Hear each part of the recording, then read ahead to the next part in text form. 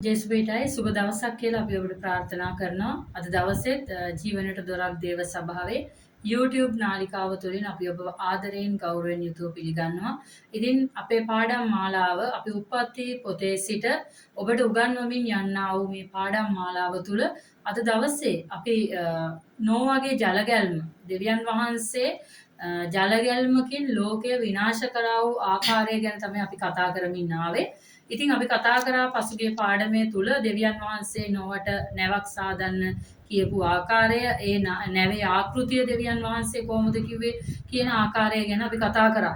එතකොට දහවල් 40ක් රාත්‍රී 40ක් වැස්ස පැවතුනා පොළවේ, අධික වර්ෂාවක් පැවතුනා. ඊට පස්සේ දින 150කට පස්සේ වතුර බැස යන්න පටන් ගත්තා කියලා අපි ඉගෙන ගත්තා. අවුරුද්දයි දවස් 17කට පස්සේ දෙවියන් වහන්සේ නෝවාටත් ඔහුගේ දරුවන්ටත් එළියට එන්න කියලා දෙවියන් වහන්සේ කතා කරනවා. එතෙන් පටන් ඔහුගේ ජීවිතය අලුත් ජීවිතයක් පටන් ගත්තා. දෙවියන් වහන්සේ ඔවුන් එක ගිවිසුමක් පටන් ගත්තා. දෙවියන් වහන්සේ කියන නැවත ජලගැල්මකින් උන්වහන්සේ මේ පොළව විනාශ කරන්න යන්නේ නැහැ. ඒකේ ලකුණක් හැටියට මගේ දුන්න අහසේ තබනවා කියලා උන්වහන්සේ දේ දුන්න අහසේ තැබුවා. ඔවුන් සමග ගිවිසුමක් කරා. ඒ ගිවිසුමේ ලකුණ තමයි දේ දුන්න. ඉතින් එතනින් පස්සේ සුද්ධ බයිබලයේ අපිට කතා කරනවා අපි උප්පත්ති පොතේ 9 වෙනි පරිච්ඡේදයට අපි ගියොත් එහෙම උප්පත්ති පොතේ 9 වෙනි පරිච්ඡේදය අපිට කතා කරනවා මේ නැවෙන් පිටට ආවා වූ නෝවාගේ පුතු දෙන්න ෂෙම් හාම් යපෙත් කියලා පුතු තුන්දෙනෙක් හිටියා.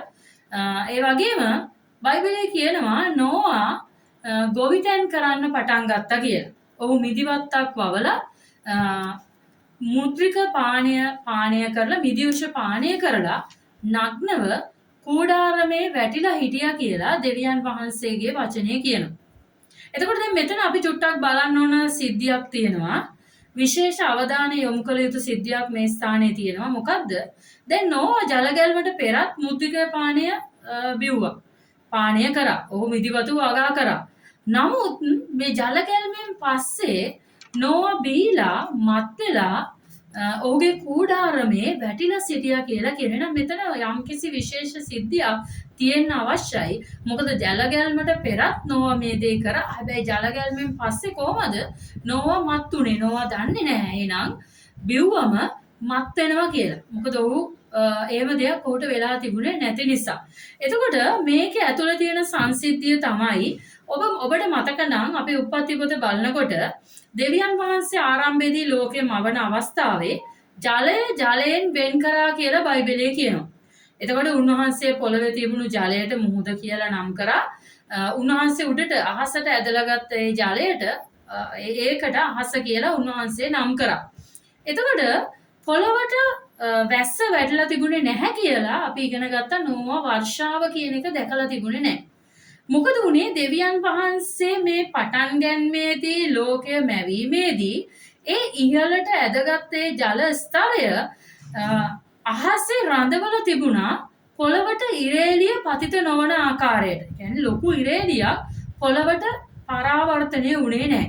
ඇයි ඒ ජල ස්කන්ධය නිසා. එතකොට පොළව ඒ කාලේ නෝවාගේ කාලේ ජල ගැල්මට පෙර තිබුණේ AC එකක් ඇතුළේ ඉන්නවා වගේ. කියන්නේ දෙවියන් වහන්සේ අර සීතලව උෂ්ණය නැති දේශගුණයක් තමයි පොළව තුල නිර්මාණය කළේ. මොකද වැස්ස ලැබුණ නැහැ.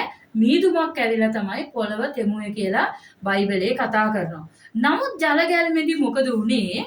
දෙවියන් වහන්සේ අර අහසේ රඳවලා තිබ්බ ඒ වර්ෂාවේ ජලය සියල්ල මේ වර්ෂාව තුලින් පොළවට පතිත කරා. පොළවට එව්වා.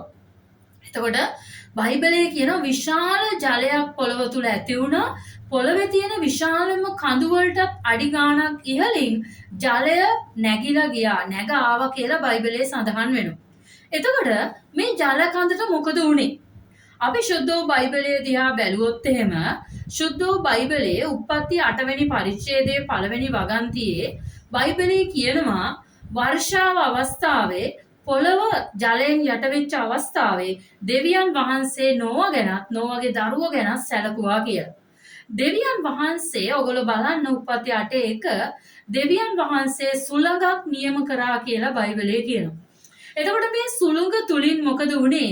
මේ දෙවියන් වහන්සේ පොළවේ රැස් වුණා වූ ජලය, කියන්නේ වර්ෂාව තුලින් පොළව මත පතිත වුණා වූ ජලය බෙදීමකට ලක් වෙලා ලෝකේ කෙළවරවල් දෙකේ ආක්ටික් අන්ටාර්ක්ටික් අයිස් කඳු විදියට අද දවස දක්වා තැන්පත් වෙලා තිබෙන්න යනවා. මම හිතනවා ඔබට පැහැදිලි ඇති කියලා. අපි දකිනවා විද්‍යාඥයෝ කියනවා මේ ආක්ටික් අන්ටාර්ක්ටික් වල තියන්නා වූ ඒ අයිස් කඳු වලින් එක පුංචි කෑල්ලක් කපලා මොනවද කියන්නේ ලෝකේ තියෙන ලොකුම කාන්තාරයට දැම්මොත් එහෙම ඒකේ මල් හට ගන්න යනවා කියලා විද්‍යාඥයෝ කියනවා. එතකොට එච්චර ජල ප්‍රමාණය අයිස් විදියට දෙවියන් වහන්සේ මේ තුල තැන්පත් කරලා තිබෙන්න යනවා. දැන් මේ අහසේ තැන්පත් වෙලා තියෙන ජලය පොළවට වැටුනම පස්සේ ඉර එළිය ඍජුවම පොළවට පතිත වෙන්න පටන් ගත්තා. මොකද ඉර එළිය වළක්වන්න ක්‍රමයක් තිබුණේ නැහැ. ඉර එළිය පොළවට පතිත වෙන්න පටන් ගත්තා. එතකොට ඉර එළිය පොළවට පතිත වෙනකොට පොළව තුල වෛරස් බැක්ටීරියා ක්‍රියාත්මක වෙන්න පටන් ගත්තා. අපි දන්නවා මිදිවුෂ පැසීමට ලක් වෙන්නේ බැක්ටීරියා තුලින් කියලා. එතකොට නෝවාගේ කාලය, කියන්නේ නෝවාගේ ජල ගැල්මට ප්‍රථමයෙන් පොළවට ඉර එළිය ප්‍රබලව පතිත වෙලා තිබුණේ නැති නිසා අර ජල ස්කන්ධය හරහා නිසා ආවේ පොළව තුල AC එකක් තත්වයකින් තමයි තිබුණේ. ඒ නිසා පොළව තුල බැක්ටීරියා ක්‍රියාත්මක වුණේ නැහැ. නමුත් ජල ගැල්මෙන් පස්සේ පොළව තුල බැක්ටීරියාවන් ක්‍රියාත්මක වෙන්න පටන් ගත්තා. අන්න ඒ නිසා තමයි ඒ බැක්ටීරියා ක්‍රියාත්මක වෙලා නෝවා මිදිවුෂ පානය කරනකොට ඒ මිදිවුෂ වලින් ඔහු වෙරි උනේ, එහෙම නැත්නම් මත් උනේ. ඇයි? ඒ මිදිවුෂ තුල බැක්ටීරියා ක්‍රියාත්මක වෙච්ච නිසා. නෝවට මේ ගැන අවබෝධයක් නැති නිසා සුද්ධ වූ බයිබලයේ කියනවා ඔහු බීලා මත් වෙලා කූඩාරම තුල වැටිලා හිටියා කියලා. ඉතින් මෙතන බයිබලයේ කතා කරනවා ඔහුගේ පුතා ඒක දැක්කා. ඔහු මොකද කරන්නේ? ඒක රෙද්දකින් වස්ත්‍රයකින් වැහුවා කියලා බයිබලයේ සඳහන් වෙනවා. එතකොට මෙතන සුද්ධ වූ බයිබලයේ කතා කරන්නේ ගලහා කියන වචනයක්. මේ ගලහා කියලා කියන්නේ ලිංගික අතවරයක් නෝවට සිද්ධ වුණා කියන එක තමයි සුද්ධ වූ බයිබලයේ මෙතන කතා කරන්නේ. ඉතින් නෝවා මොකද කරන්නේ? නෝවා තමාගේ පුතා කරා වූ මේ සිද්ධිය නිසා නෝවා පුතාට නෙමෙයි ශාප කරන්නේ. නෝවා ශාප කරන්නේ මුණුපුරාට. කානාන්ට තමයි ඔහු ශාප කරන්න යන්නේ. ඉතින් නෝවාගේ ඒ ශාපය ඒ පුතාගේ පරම්පරාවෙන් පරම්පරාවට පැවත ගියා. ඒ නිම්රෝද් කියන දෙවියන් වහන්සේගේ වචනය කියනවා ඔහු දෙවියන් වහන්සේ ඉදිරියේ දඩයක්කාරයෙක්ව සිටියා කියලා. එතකොට ඔහුගේ නම නිම්රෝද්. ඔහුගෙන් කොහොමද ලෝකය තුල යක්ෂයා ක්‍රියාත්මක වුණේ කියන එක අපි ඉදිරි පාඩම් වල ඉගෙන ගන්න යනවා. දැන් මේ නෝවට මුණ දෙන්න ඕන සිද්ධිය නිසා අපි මේ පාඩම ඉගෙන ගන්න අවශ්‍ය වැදගත් දේ තමයි ඔහු ශාප කරේ ඔහුගේ පුත්‍රයාට නෙමේ, පුත්‍රයාගේ පුත්‍රයා වන කානාන්ට තමයි ඔහු ශාප කරේ. ඉතින් ඒ ශාපය ක්‍රියාත්මක වුණා.